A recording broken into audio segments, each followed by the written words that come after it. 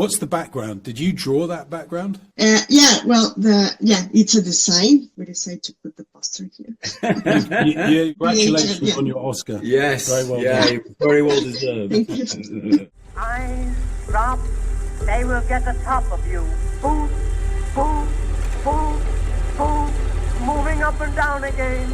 There's no discharge in the wall. What I experienced watching this film, I think it felt similar to the way the movie sees the world, that we learn to be prepared for the worst. And I'm saying this because I expected something darker and twisted, but 28 years later, we get the opposite: a compassionate man, a monument to the dead, a boy who cares and protects, and I think that's beautiful. So maybe this is a very basic question, but why did you decide to make a film about the inevitability, not of death, but love?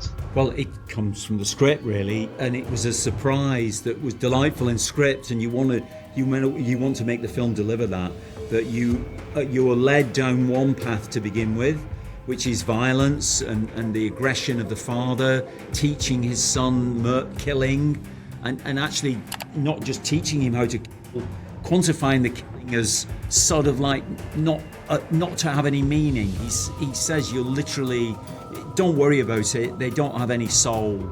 They've got no mind, they've got no soul, you can kill them.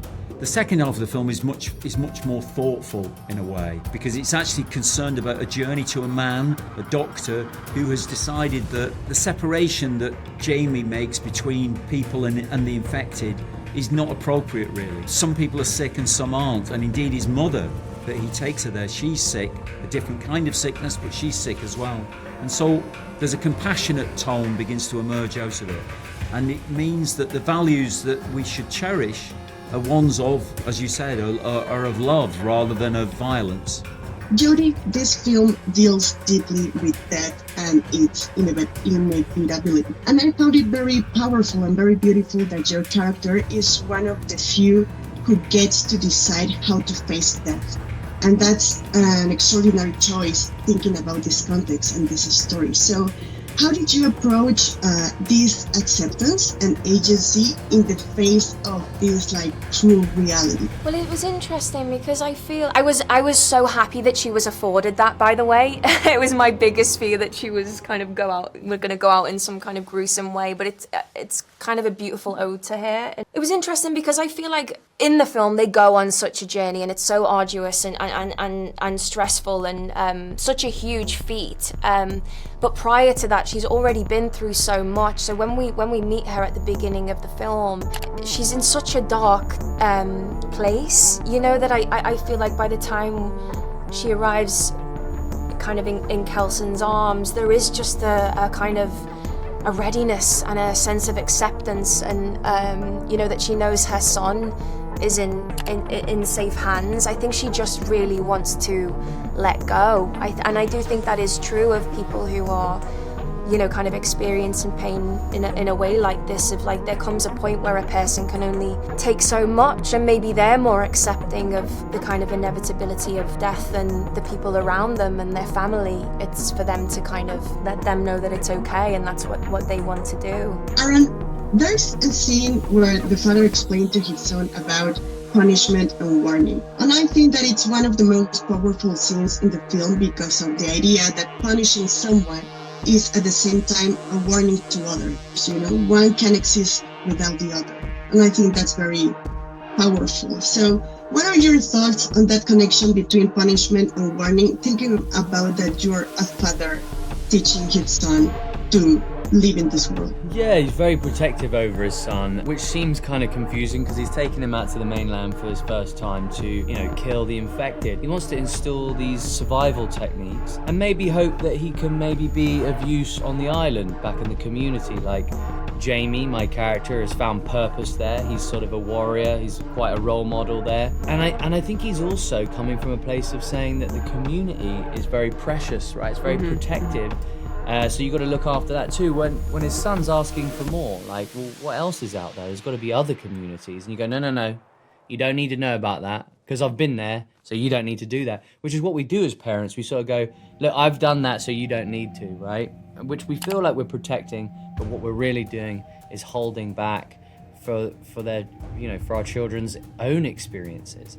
And so this is a real coming of age story, but he's installing a lot, sometimes good advice, and sometimes he's just projecting his fear onto his son, and you start to see that and it unravel, and that's why he's a little bit flawed. It's very interesting because that at the same time makes Spike such a compelling character, because in many ways he has to become a father to his own mother, maybe learning from his own taking the father. role reversal, Yeah, and I think that's amazing to watch in this film. So, Alfie, did your approach of Spike as almost two characters in one? How did you develop or shape that complex relationship with his mother? Yeah, like you said, he has to be the parent in that relationship, and that's really hard for him because, it's sometimes Spike feels he wants to be comforted, and I think I just approached it in the way that Spike was, he loves his mom with all of his heart, and he wants to protect her, even if it costs him his life. And the same goes for her, but it's hard for Isla too. Spike has to be the protector and the guardian, the same way as Jamie was to Spike, which we see early on in the film. Alex, after watching this film, I was thinking that in order to survive, you have to love the world you want to survive in, because you want to experience things like love and empathy and caring.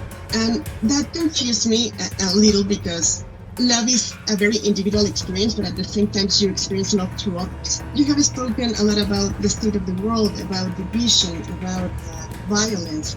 How would you describe the idea of survival in the real world? I don't know if that makes sense.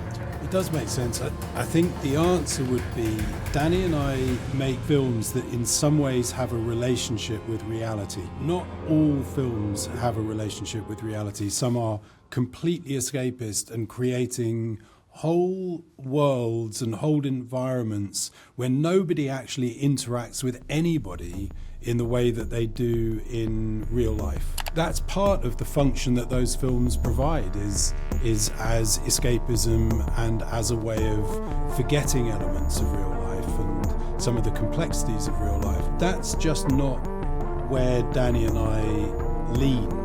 And if you just set yourself a question, what would the world be like if there had been this kind of infection virus 28 years later and communities still survived? Well, there would be families, and I've been all around the world, and I've found that family structures are really very similar all around the world, and the kinds of questions that teenagers, when they start to doubt elements of their parents and that their parents are right about everything, in the way a 7-year-old will kind of assume that their parents are right, and a 14-year-old is starting to suspect they might not be right. We have a family structure in this film, and then we deal with that family by our own lived experience, and because that's the sort of films we make. So it's a product of that. And really, you've just got a little kid who is hero worshipping his father, and then realizing that his father is extremely flawed and has a different relationship with his mother because she is extremely ill, and he's doing what children always want to do, which is to save their parents in some kind of way. And so then the story just unfolds.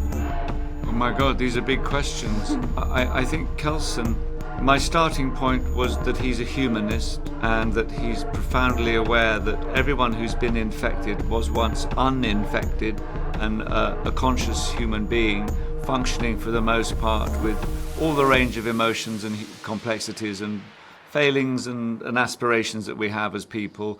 And they've been corrupted by this terrible virus, but he has not forgotten that they have a human origin, possibly a human essence.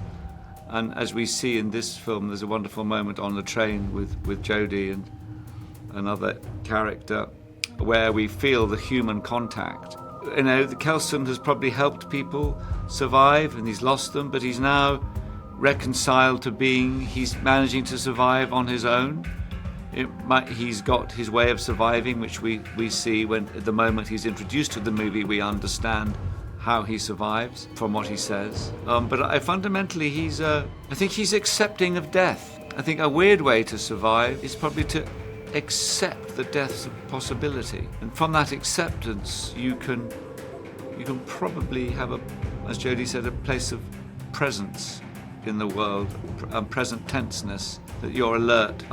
What I mean is, it's probably easier to survive if you're not in a place of fear. That if you have absorbed the likelihood of dying, you perhaps can, to as large extent, live in a state of sort of stoic acceptance that your day will come when you will die. And I think that's quite a difficult place to get to, but I think Kelson has somehow got there, and he's an empathetic person. He's an enabler.